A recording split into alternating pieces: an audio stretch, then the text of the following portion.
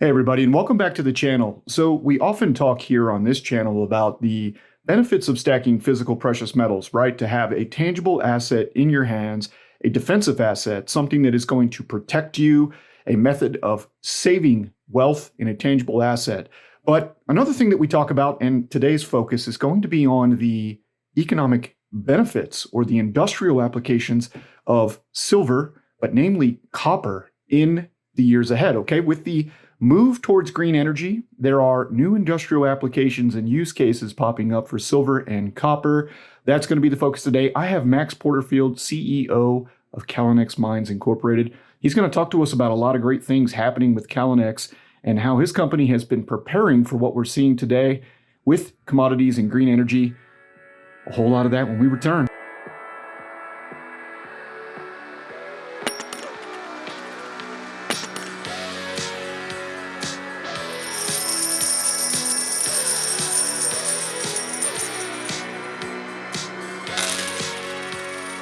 Hey everybody, welcome to the channel. So today I've got a special guest with me. I've got Max Porterfield. Max has nearly 2 decades of experience in natural resources and capital markets. We've talked about his company here on the channel before, Callinex Mines Incorporated. Now, Callinex has thrived under Mr. Porterfield's leadership and vision for creating sustainable growth in key Canadian mining jurisdictions. We'll talk about that today. We'll talk about his efforts with Callinex and how they've attracted top talent and capital, which has collectively led to accretive acquisitions and discovery of significant base and precious metals rich deposits. So we're talking precious metals plus copper today. This is aligned with and contributes to the company's long-term goal of lasting job creation in remote mining communities with a strong focus on best practices and social and environmental standards. So with that out of the way, Max, how are you today? I'm doing great. I'm really excited to be here. Thanks so much for having me.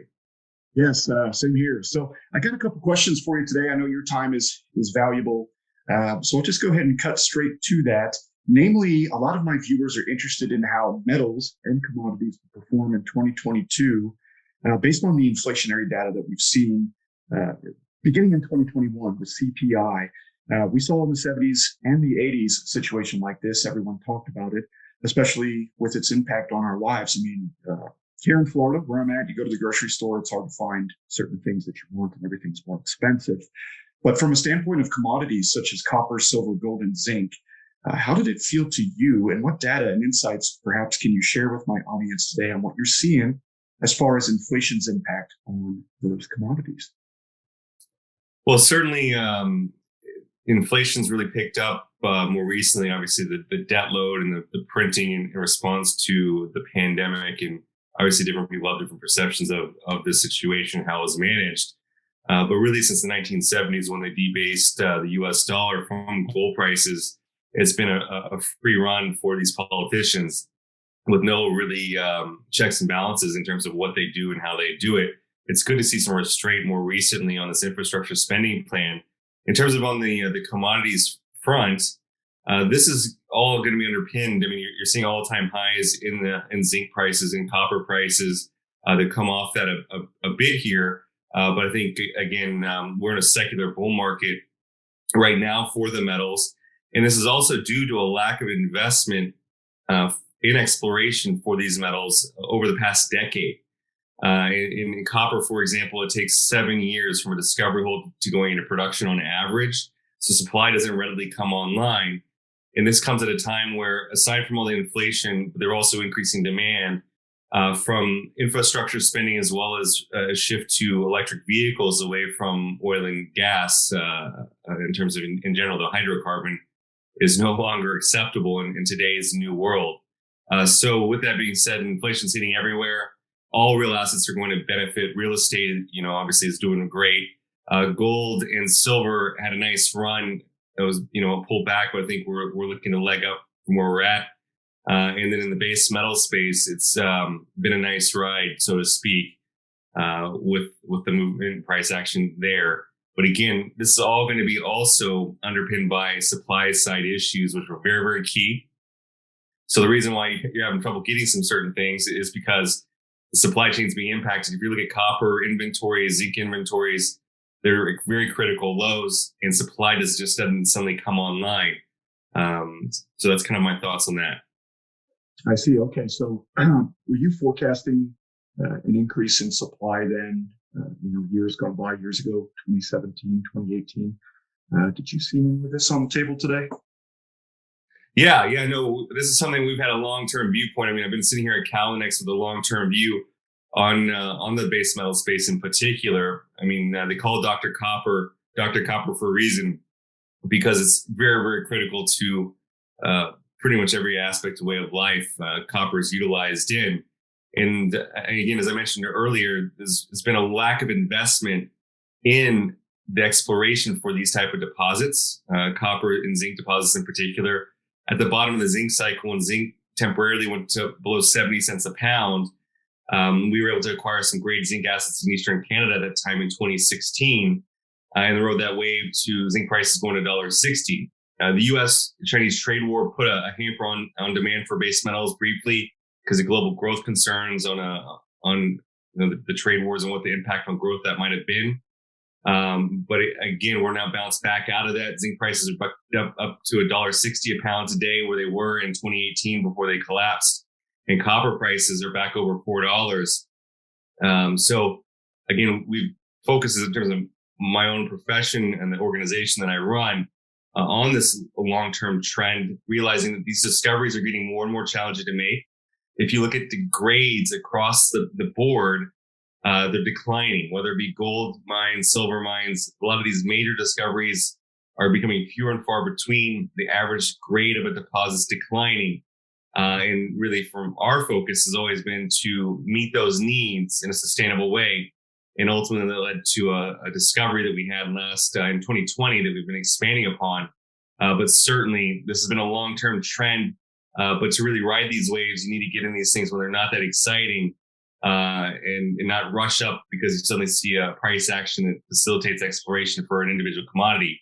Because these deposits, again, take time, are challenging, and you got to keep that in mind when you're exploring and operating an exploration business. Yeah, absolutely. I can say from my perspective, Max, that I was getting probably double the views when silver price was around $29. As I was when it was around $21, and it's kind of the opposite of what you would think somebody would want to purchase. You want to purchase something lower, right, and not necessarily higher once the price is nearing a higher point as it's been in years or maybe even decades. So I can see the recovery in zinc, and I can also see the nice price action that's been happening with copper. So would you say that you're a little more excited about some of the base metals going into 2022 than you would the precious metals? Or could you talk to me maybe about what your company is doing as far as exploration and mining between base and precious metals for 2022? Well, I'm in favor of all metals. In particular, I like copper because of the big demand drivers that are being put on copper at a time where supply is very, very critical. As I mentioned before, copper wasn't all that exciting to be exploring for, and there wasn't a lot of companies doing so when copper's at $2 a pound. So with that being said, in terms of what we've done, it took 7 years in the making, but we ultimately, changed our mindset, used a different exploration approach, and hit a high-grade copper discovery. In fact, it's one of the highest-grade copper discoveries on a planet. To kind of give you some context, if you look at the average grade of copper mined on a global basis, it's 0.5% copper. That's how much copper mineralization is in a material that's mined. To be in the top 10 highest grade copper mines in the world, you need over 3.75% copper or so. And a large portion of those mines are in very geopolitically unstable countries like the Congo and Central Africa.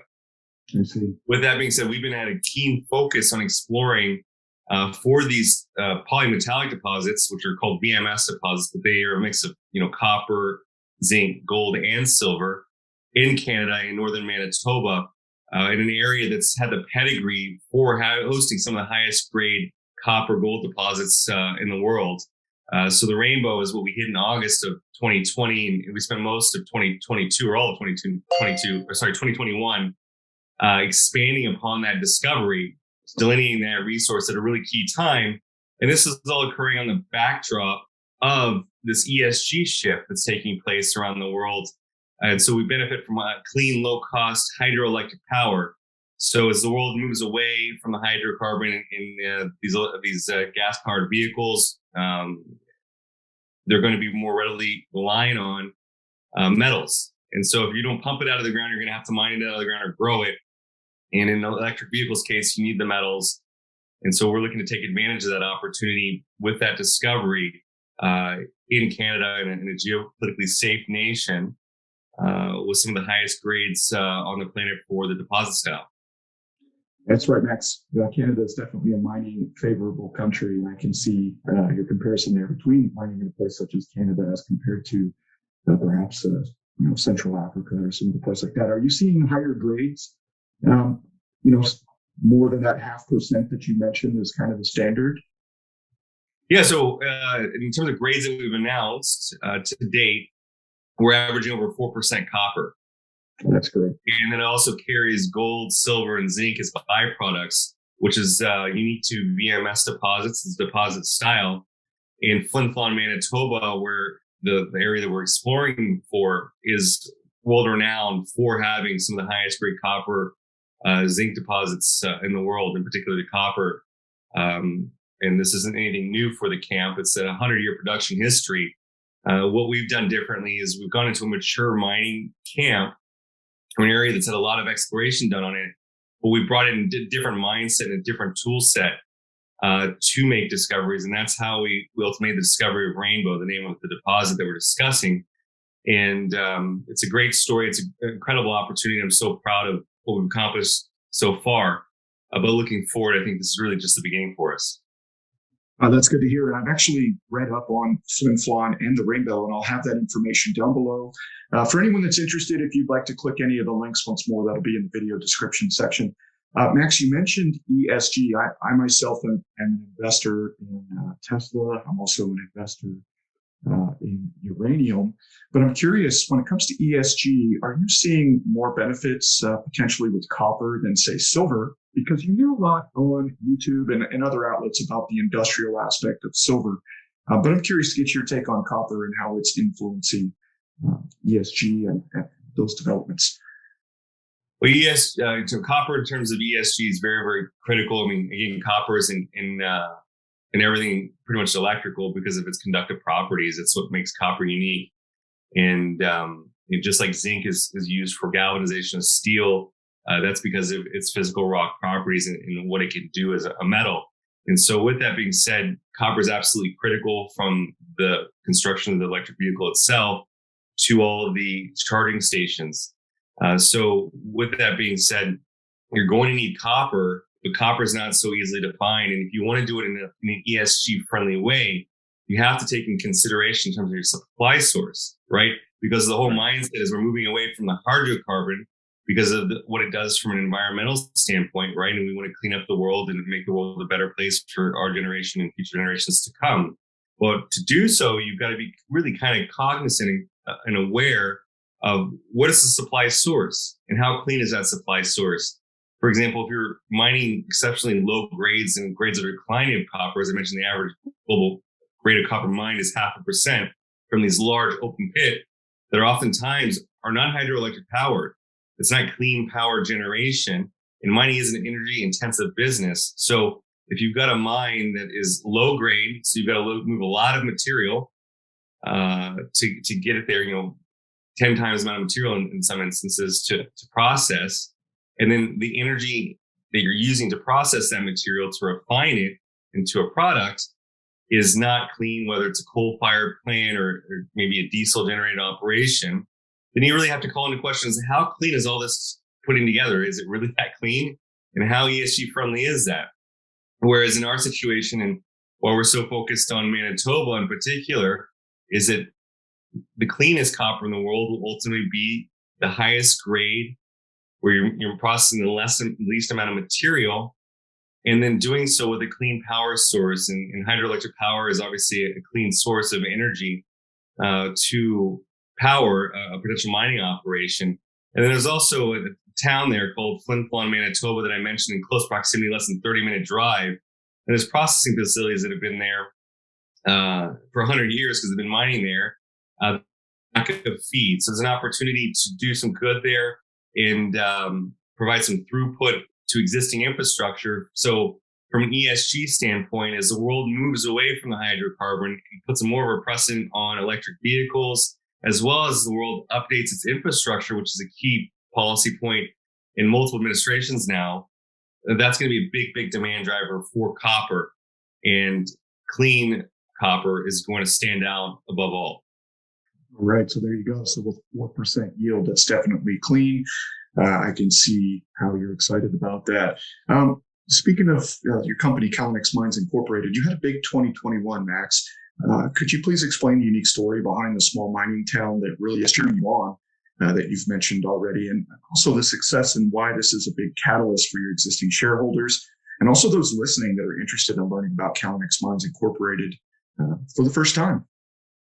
Yeah, certainly. So again, I've been blessed with the gift of foresight. And when I joined Callinex Mines in 2014, it seemed pretty apparent to myself, as well as others that were close to me, that the future of Flin Flon, Manitoba was in jeopardy. And this is a town, as I mentioned probably a couple times now, has been mining for 100 years. And that's a long time, a century they've been mining there. And that's really the sole driver for that community and that local economy. And so you're talking about a town that's got 5,000 people, and there's going to be over 785 direct jobs that are directly correlated to that 777 mine, that work at this mine, the flagship mine in that town. That mine's due to shut down in May of this year. And as they unwind that operation, the job losses are going to exceed over 700 direct jobs at the 777 mine. And so when I came on to Callinex, the first and foremost is I'm not a geologist by background, and I need to find the best people to do what we need to do to achieve the ultimate goal, which was find a new anchor mine for this community. And so we went out there, recruited a technical team that's been credited with the discovery of 3 of the 4 largest mines in the town of Flin Flon's history. And this is a town that's had 29 mines that have produced in that town. And I like to say counting, because we do believe in the potential of our discovery and what we're on to. So when we entered the year 2021, we had just 3 holes into Rainbow. It was a brand new discovery. And oftentimes when you look at a lot of these exploration companies or different mining companies out there, it's an old asset that's being shown in a new way or told in a different storyline, or maybe just change the company's name for that sake, and nothing new about it. Because these discoveries are so challenged to make, oftentimes most companies prefer not to risk that capital to do so, because the statistical odds of finding a mine are 1 in 4,000. Drill targets ultimately go on to be a producing asset.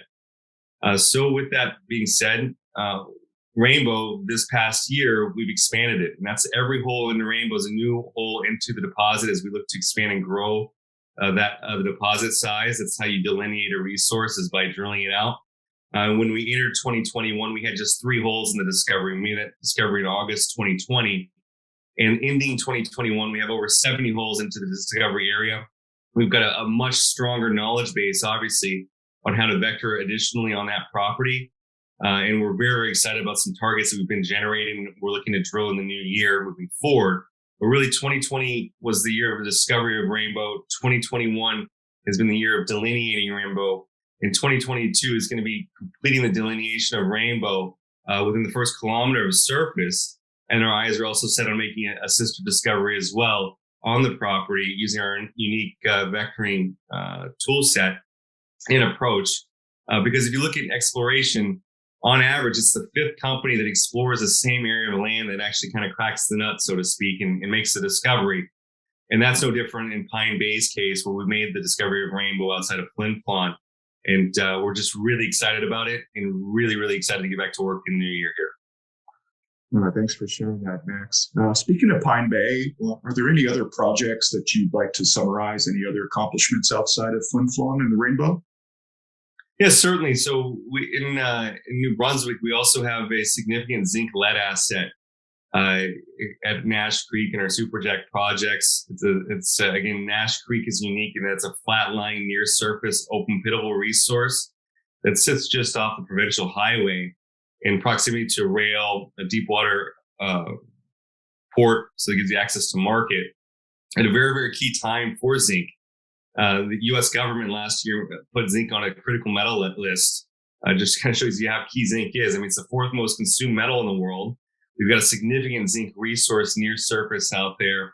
And based upon the 2018 PEA, again, at over $1.60 zinc, where we're at today, the net present value on that deposit alone, or on those assets alone, is $200 million. So again, a lot of backdrop outside of just Rainbow. We've got a deep pipeline of assets that are cheap option calls, so to speak. Because again, when we acquire these assets, we acquired them on pennies on the dollar at the bottom of the cycle when you want to be buyers. And in addition to that, in Newfoundland, which is another great Canadian mining jurisdiction, we have updated a resource called our Point Leamington deposit, which is another sizable gold, copper, zinc pit constrained resource within close proximity to infrastructure. They have hydroelectric power out there, and they've got a rule of law in a community that has a knowledge base on mining these type of deposits. So aside from Rainbow and Pine Bay, the discovery of Rainbow at Pine Bay, we've got a deep roster of assets that are getting more valuable by the day as this, broad metal markets continues to be strong moving forward based upon all these different things we discussed this afternoon. Yeah, absolutely, Max. Thanks for sharing that with us. And I will also link those individual projects down below for those interested in reading about Nash Creek, Superjack, the Headway project, which is coming soon, and then the Point Leamington project. Max, you're an investor. I can tell you've pretty much put everything that you've got into Callinex. I know you're a strong believer. As an investor, how do you look at physical metals? Are you a stacker by chance? Do you have any interest in holding and accumulating precious metals for yourself outside of just investing into your strong company here? Listen, I believe in real assets. So whether that be real estate, physical precious metals, or access to those metals by Callinex, for example, in terms of my case, and really where my passion lies and our team's passion, and where I put a significant portion of my own capital, as well as the art market. As you can see, I've surrounded myself by some artwork as well. I'm a big proponent of real assets. I'm not a big proponent of assets that fictitiously can disappear at any given time or could be deleted by a click of a button. And I do believe in terms of a diversified portfolio of real assets. While I am obviously highly, highly concentrated in what I'm doing, I'm a big believer that you bet on yourself. And therefore, I put the biggest bet on myself and will continue to do that throughout my career. But I'm a big believer that you do need some physical. So absolutely, I'm a big proponent of that and would support that with both the physical and owning, on the coins or the bullion itself, as well as through the equities, like companies like Callinex or other exploration, development, or production companies, depending on your risk profile and your approach to investing. All right, yeah, definitely agree. And most of my viewers here are accumulators of the physical. We like the tangible, whether it be precious metals, obviously, which is the main focus of the channel. But I agree with you 100% there on real estate and other tangible assets. Next, speaking of Callinex one more time, could you perhaps share with us what you would consider to be the biggest accomplishment so far in your journey? Anything you want to share with the viewers today? I know, just reading up on your bio, and I haven't spoken to you last year and following your company, how much you put into this. But for our first-time viewers here, they may be interested in hearing some of your proudest moments with the company. Well, I mean, my proudest moment was being able to be at the drill when we hit Rainbow, because again, it wasn't just. It took 7 years to do, right? And the cool mindset. A lot of people want instant success. Right, especially the younger generation in many ways, and I'm part of that generation. The work ethic and the time it takes to accomplish something big is oftentimes looked over, and that's my biggest accomplishment to date. But in many ways, that was just the beginning. Right, it took seven years just to start the process. But again, you got to stick with it. You have to have conviction. You got to believe in yourself, and ultimately, you got to take risks, and you just got to manage those risks. In your own way. And we've done that with great success. So it was great to be able to physically be there at the drill when we made that discovery at a time when a lot of the world was looking pretty gloomy and there was a lot of fear ridden. It was really, really something I'll never forget. I'll tell you that. Yeah. 2019, 2020, and 2021 were hard years. They were the hard years, but actually the best years in many ways. And if you look at others, I told the team here at Callinex as they were collectively like Isaac Newton. Because if you look at Isaac Newton, he wrote most of his theories and his successes came in a pandemic. So, while the whole world can be negative, really you can create the perception of something negative or positive within your own mind. You can just flip it like a switch. And so when you stay positive in the face of such uncertainty, great things can still be accomplished. And I think Callinex and Rainbow is a testament to that. But that's just the start for us. And I'm very, very excited to make additional discoveries on the property to benefit our shareholders and, obviously, most importantly, the community of Flin Flon because of how critical it is for that town. And then ultimately, I take a great amount of pride in terms of the potential that these assets have to ultimately end up in everyday's products. I mean, we're talking it'll touch millions of lives when you understand the impact a discovery can have on the world, not just on the community level, but the velocity that has, because they call base metals the base metals for a reason, because they truly are the building block of the global economy. 100% agree, and I can see a very bright future for you there, Max, with that, just based on the results we've already seen. Max, you mentioned several times, do have one more question for you when it comes to the difficulty in discovering new mining sites. You've mentioned some statistics around that. I know you're very excited, and there's quite a bit here, but things are looking very good with what you've already managed to do. But do you see future acquisitions on the horizon? Is there kind of a race between companies right now for acquisitions based on the demand forecast and the time that it takes to bring these metals to market once a discovery is made? Well, certainly, I think there's not only a race by companies. I mean, well, look, you mentioned Tesla. Tesla just did a deal to get offtake on a nickel deposit, and they want it domestically sourced in North America. So you're seeing the companies that need the supply chain for are racing to try to make sure to secure it. The governments are also very keenly focused on making sure that their economies are going to be able to source those metals. And anytime you have a price increase, you're going to have an impact where you're going to have a race for getting it ground, getting assets. As again, these deposits are in many ways option calls because they can be uneconomic in one day, and something can change on the demand side that will totally shift the long-term economics that'll suddenly make it economic. And that's really the beauty in making those acquisitions that we made in Eastern Canada. But in terms of the future for Callinex right now, it's certainly going to be with the drill bit, because the drill bit is the most exciting part of the business. And the exploration business is the side of in terms of the mining business where you can make the most amount of money as an investor because you're creating real value. It's similar to a biotech deal where you're doing kind of research and development to de-risk a drug, whether it be going through clinical trials to ultimately have a drug that can be sold and help the world. Well, we're doing that with taking our exploration thesis and testing that with the drill bit, and then creating value when we make a discovery. And as we drill that discovery out, and then we can put economics around that. That's how you drive real value here.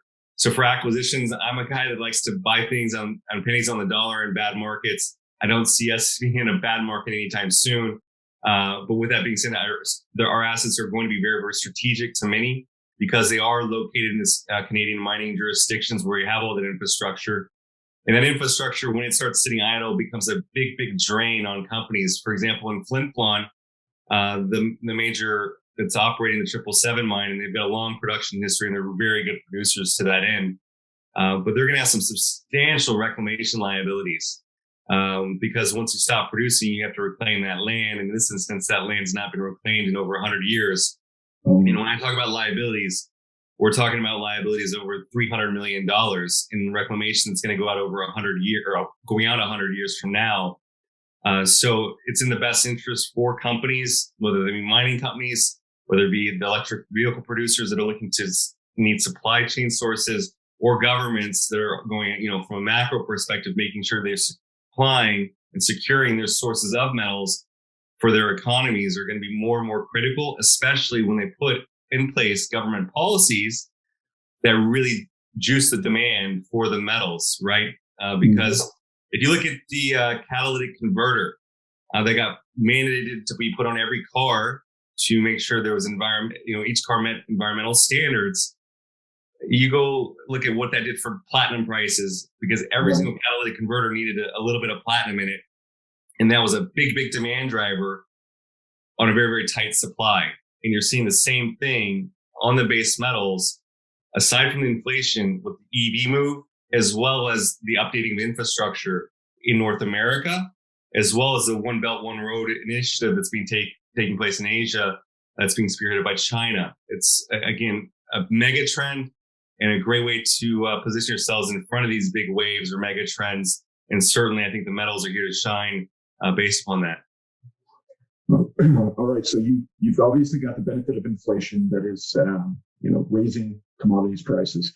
You've got government spending, which is helping the precious metals sector. You've got the EV move. I myself am excited about that in the future. The Western world in general is moving in that direction.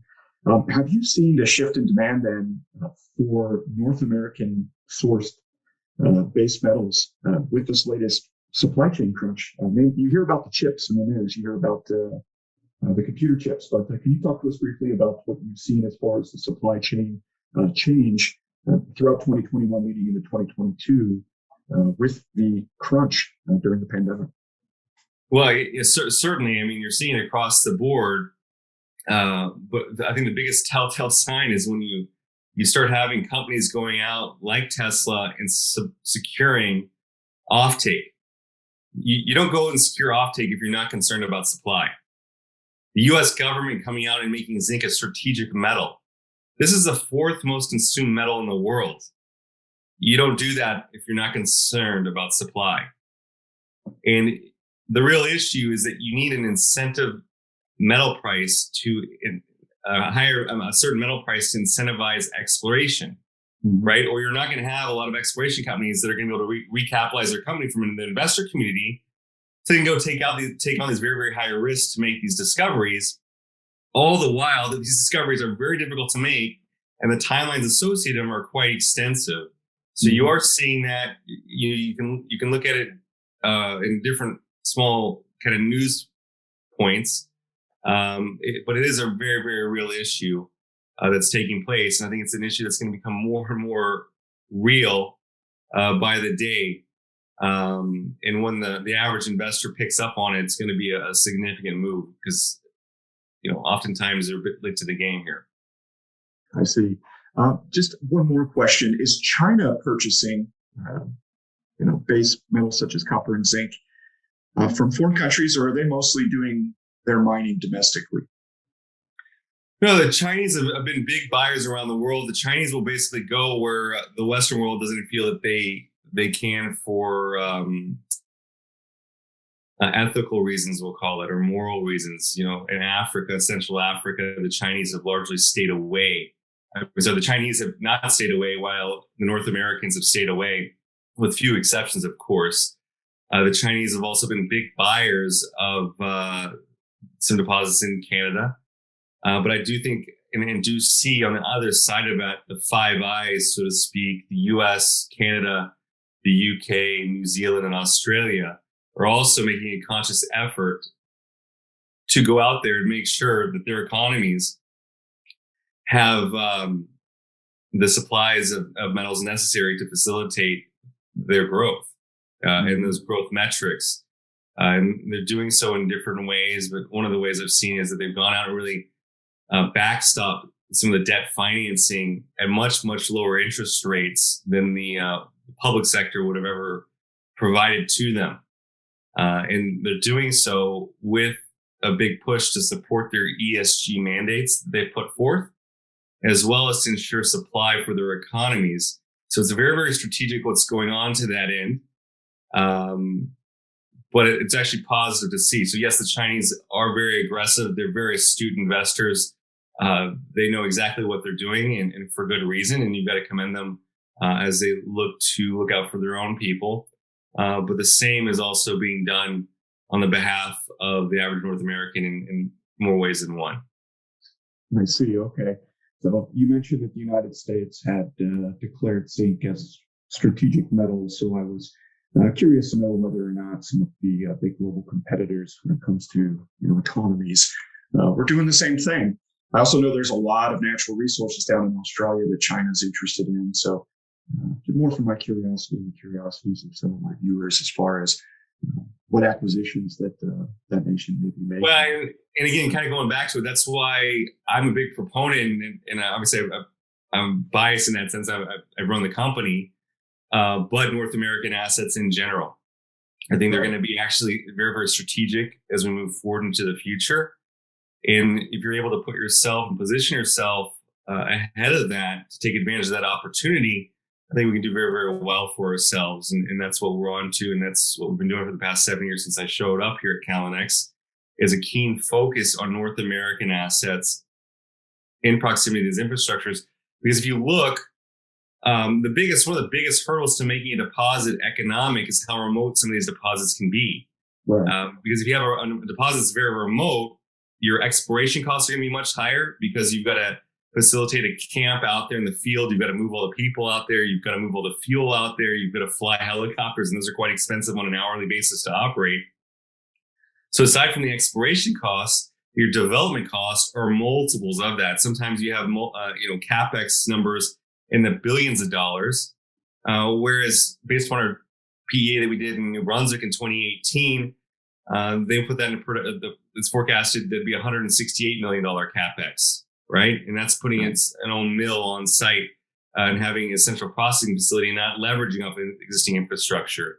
Another good comparison in the Flin Flon region of Manitoba was the Reed Lake mine that went into production in 2013. And that was about 130 kilometers away from Flin Flon, so much further than Rainbow is. And the capex on that was $72 million. And they didn't have power on site, and there was some overburden, which has to be removed. So it's kind of costly to remove overburden before you start the mining process and constructing the mine there. But those capex numbers in general are much, much lower than these very, very remote assets. And then if you layer on the ESG and focusing on grade, it's to stick in the pedigree of these renowned jurisdictions. There's a reason why Flin Flon, Manitoba, Bathurst, New Brunswick, and the Buckens District of Newfoundland are famous and well known in terms of the mining industry. And that's because of the pedigree of the discoveries that have been made there before. The key thing is that moving forward within these mature mining camps, you've got to change your mindset and bring in different tool sets. Because if you use the same tool set over and over, you're only going to find the same thing. It's like Albert Einstein said, the definition of insanity is doing the same thing over, expecting a different outcome. Right. So that's how we were successful, is we brought in a different tool set that was atypical in the base metals exploration, particularly in Flin Flon, Manitoba, in that area. But we did that, and that led to a different outcome, and that was the discovery of Rainbow. And now we're looking to expand that across our property with our expertise and understanding the success that we've had and how we've had that success. I see. Well, you're operating in one of the most favorable jurisdictions in the world. It's a very mining-friendly area up there. You've got low risk of, government deciding to change their mind about mining. Canada's very mining-friendly, and the community has the experience and the tool set. I see here that in Flin Flon, you're located only 250 meters from a high-voltage hydroelectric power line and 550 meters from an historic shaft. Right? You mentioned those previous discoveries. So very good infrastructure, favorable mining area. And also just wanted to ask you, are there tax incentives, especially with ESG and the push for green energy? Are there any tax incentives for operating in Canada? Well, I'm sure there's down the pipeline some more of them, but absolutely. We actually received a $300,000 grant from the Manitoba government for the discovery of Rainbow, when we actually had just one or two holes that we announced into the discovery. And so, that can show within itself that in addition, they've got tax structures on capital that's raised in Canada for exploration of mineral deposits. So quite simply, we're able to leverage our investors' dollar because of these tax incentives, and it allows us to do financings much more less dilutive for our existing shareholder base when we go to raise capital. We're also able to leverage our dollars that were raised from the public markets. So, for example, in Manitoba, for every dollar that we raised, and it's called a flow through, as the terminology, we get $1.62 to actually explore with. So the government of Canada has been a big proponent for natural resource extraction. It's a critical part of the Canadian economy. It's something that's been done literally for decades. Canada's world renowned for its skill set and expertise for exploration and discovery, as well as extraction for these metals, both from an operational standpoint, a technology standpoint. The Australians as well are very, very good at that. So absolutely, the Canadian government and the Canadian people are going to be very, very critical to the future for metals around the world, not just in Canada, but abroad. All right. Thanks, Max. Max, I did want to ask you here one last question, and that is there any information here, final information, first of all, that you'd like to pass on to my viewers today about Callinex Mines?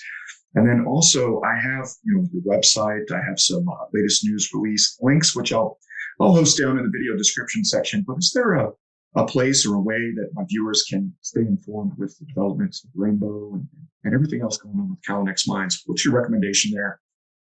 Well, in terms of staying in touch with the company, I'd highly advise, if you're interested in doing so, to go on our website and sign up to receive our news. So every time we put out news on Rainbow and anything that we're doing, that'll go directly to the viewer. And then, I'm sorry, can you repeat your other question? Yeah, that was kind of the second question. Apologies, there are two questions in one. I'll go ahead and link your website and how they can do that to stay informed. But just any parting message to the viewers today on what you're most excited about? Or yeah, no, absolutely. Sorry about that. In terms of reiterating, again, if you'd like to kind of be aligned with an organization that has a real keen focus on not only making discoveries that are very critical to the world, but doing so in an environmentally sustainable way at a very critical time for these different communities in the world at large, you can invest in the company by visiting your broker and purchasing the shares. We trade on the OTCQX in the United States under the ticker CLLXF. For those that are able to do so in Canada, we also have our primary listing there on the TSX Venture under the ticker CNX. And again, we're delineating one of the highest grade copper, gold, silver, and zinc deposits, high grade copper at Rainbow, and we're looking to make additional discoveries. And this is with the backdrop of a deep pipeline of advanced stage near surface resources in Canada with proximity to infrastructure. All right. Thanks, Max. So you've heard from CEO Max Porterfield, Callinex Mines Incorporated. We're talking about an award-winning company here, no debt. They've got great geologists working for them. And the thing is companies like Max's company here, even with all the great discoveries and positive momentum going on, the overall market is down. So you have a potential value opportunity here. Max gave you ways that you could research and also potentially invest in Callinex Mines Incorporated. Once more, I'll have that all down in the video description section for you to check out. Max, thank you for your time today. I'm excited to hear everything about the developments going on in 2022, and I'll be following you closely, and I hope to speak with you again soon in the future. Thank you very much for having me and taking the time to learn about what we're up to. Absolutely. Well, have a great day, sir, and we'll talk to you soon. Thanks. All right, I hope you enjoyed that with Max Porterfield today. Once more, information on Callinex Mines will be down in the video description section if you want to stay up to date with all the great things happening with the company. Thanks again, everybody, for tuning in. I'll see you tonight on my live stream, and we'll be back with several videos this week unboxing physical, tangible precious metals. Have a great day, everyone. Thank you for watching our video. I hope you subscribe to our YouTube channel.